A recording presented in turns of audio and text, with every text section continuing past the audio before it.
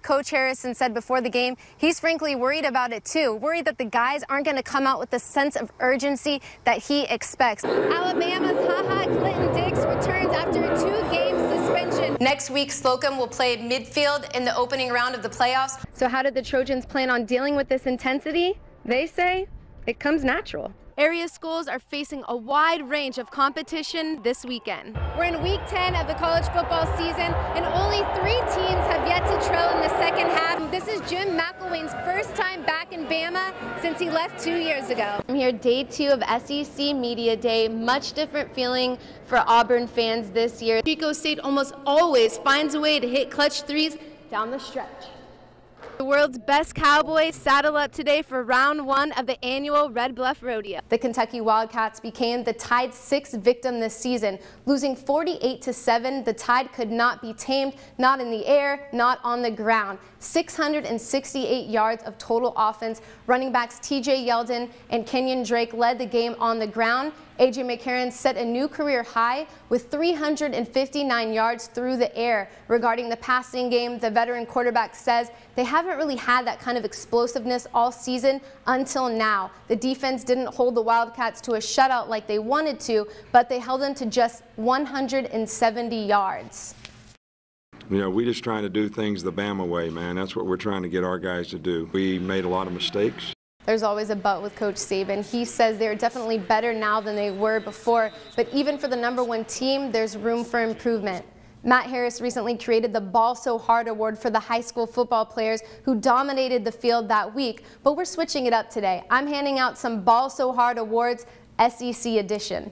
The first goes out to Johnny Manziel. Tied with less than 2 minutes remaining, Manziel marched the Aggies down the field to set up the game-winning field goal in true Johnny football fashion. Next up, Alabama running back TJ Yeldon and Kenyon Drake. The two finished with a combined 230 yards rushing and scored 2 touchdowns apiece. Move over Speedy Gonzalez, that is ballin'. They say defense wins games, so I'm giving one to LSU's entire defense. They held the Florida Gators to just 240 yards on offense and threw in 4 sacks for good measure. That's right. With football season less than a month away, most teams are building chemistry, but today the Slocum Red Tops are building something else.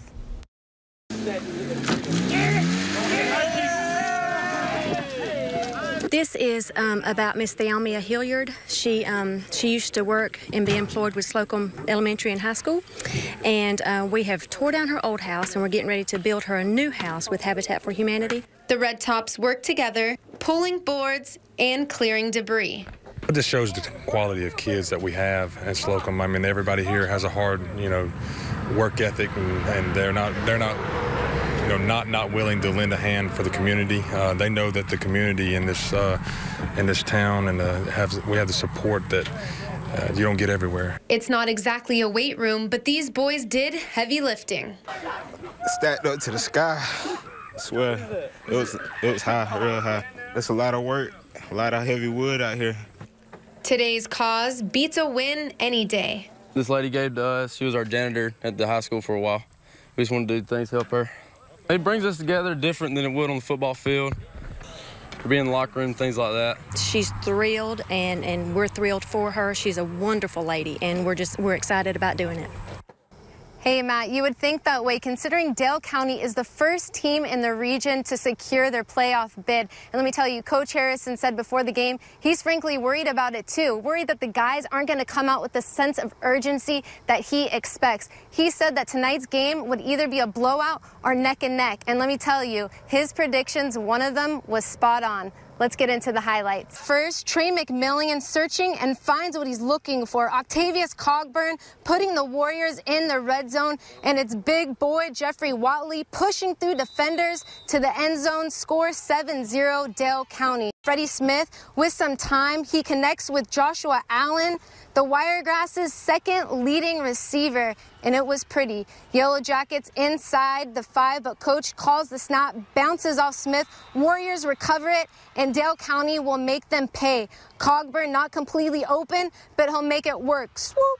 And he leaves his defenders in the dust. Dale County gives Abbeville a beating. Final score will be 36-0.